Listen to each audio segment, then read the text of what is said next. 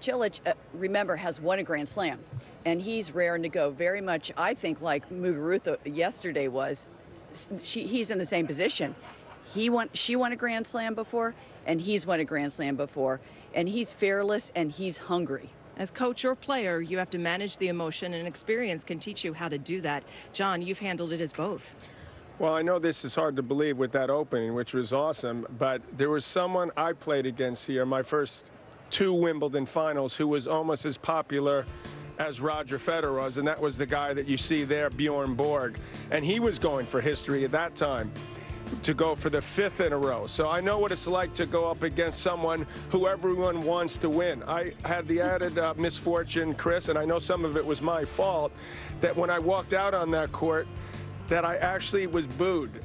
That's not, there was some applause, but there was also some booing. So that was a little bit of mentally something to get over, but I can tell you one thing, there was extreme pride. It ain't nothing like any other event. When you walk out in that court in the finals, it's an amazing feeling, even if a couple lowlifes are booing you.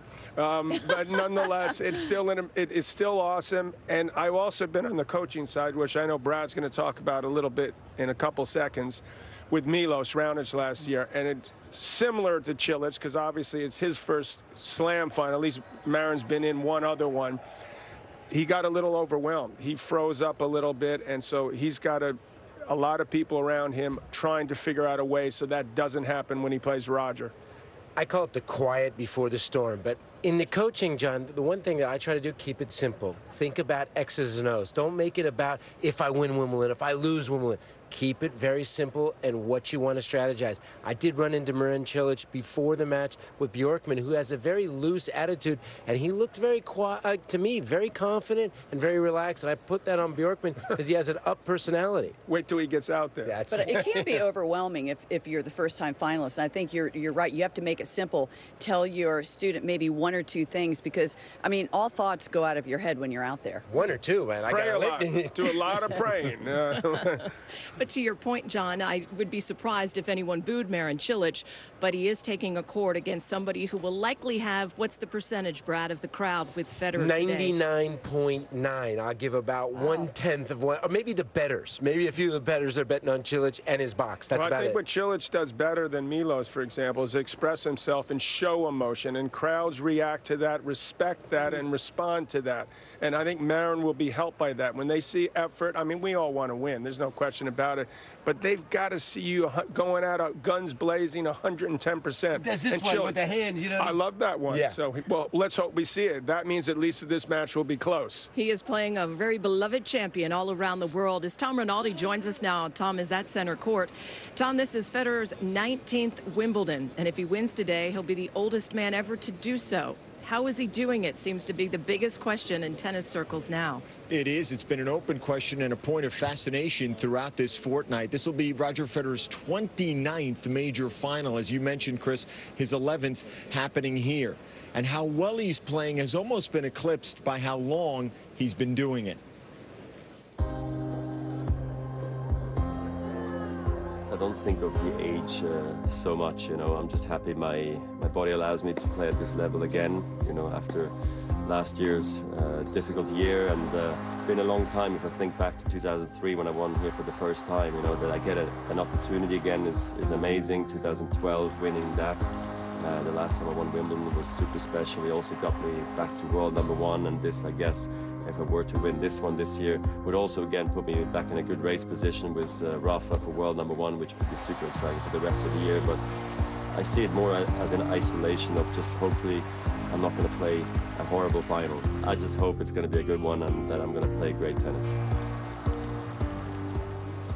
Chris, Federer's longevity has long been a part of his plan, going back more than a decade ago. But a turning point happened last year when he decided to forsake his 65 slam streak, not playing the French Open, all with an eye toward extending this kind of run. We'll see if it reaches its peak here at Wimbledon in less than an hour. Tom, thank you so much. And also the big decision he made last year after Wimbledon when he said to the doctor, if I give you 6 months, how much more of a career can you give me? Here's the resume comparison as we talk about Roger Federer as the greatest of all time, the GOAT, if you will. But here's how he compares. What would today's win do for him? Well, you know, I thought the legacy match in Australia happened. If Rafa would have won that match in Australia, I would have had him at 1. Right now he's at 2. And that list, I know John wants to see Laver in there. For me, that's only the Open era. So that's why Laver can't be in that list if we were talking before that. But I believe that there's still more of the script left. If Rafa maybe wins it, what about if Joker all of a sudden pops 5 more? I've never been, I can correct me if I'm wrong, but I cannot remember a single player in the history of our sport who at this age, 35, about to turn 36 years old, is arguably better than he was 10 years ago. We decline. It's a slow decline, and some people can stave it off better than others and have success.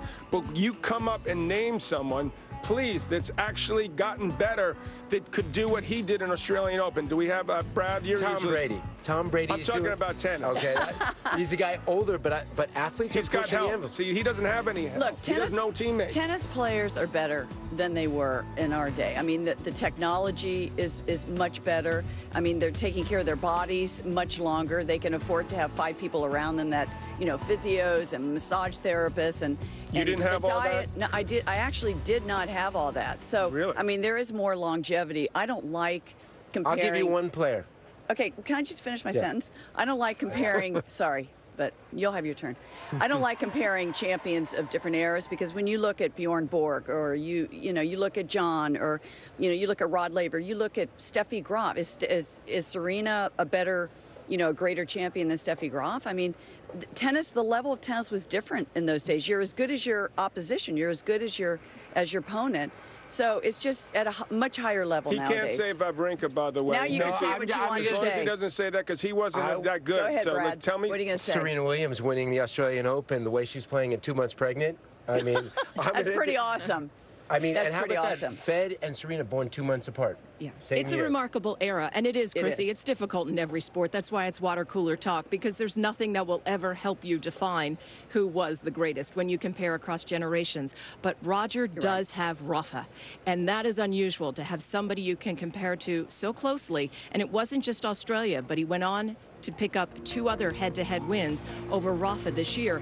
And that is where many of the Nadal fans always line up in this comparison, John, but wait a second, head-to-head.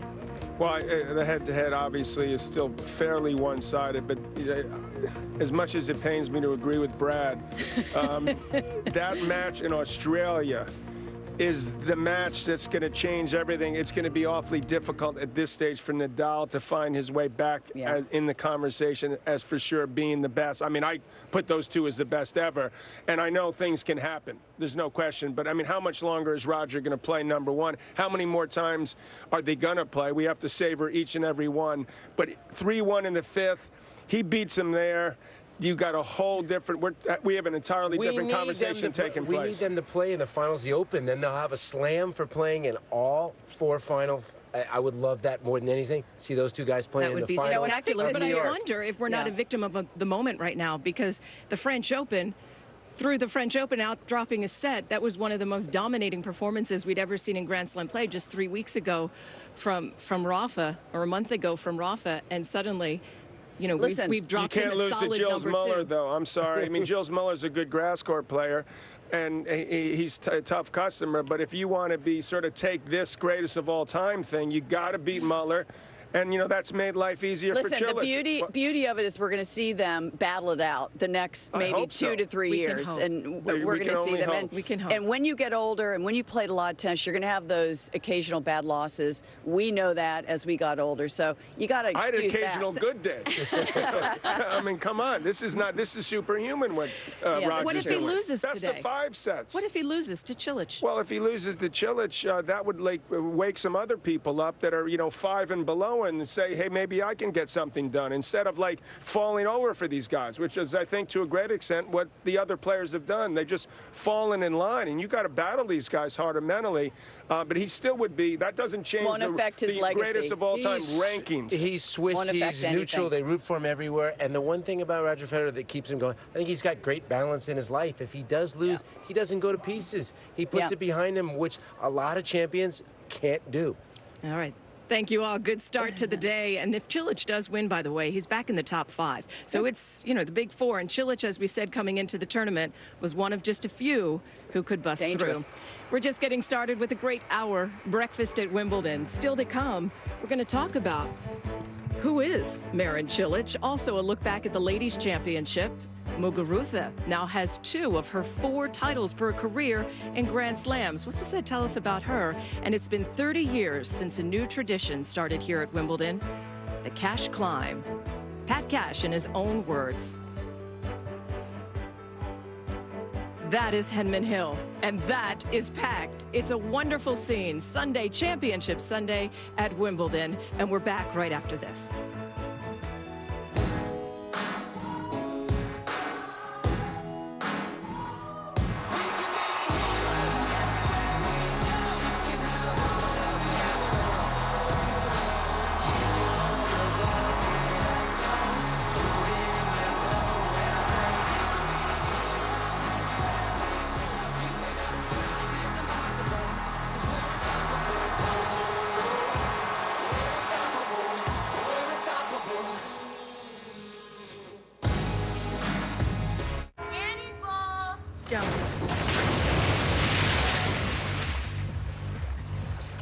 Not again.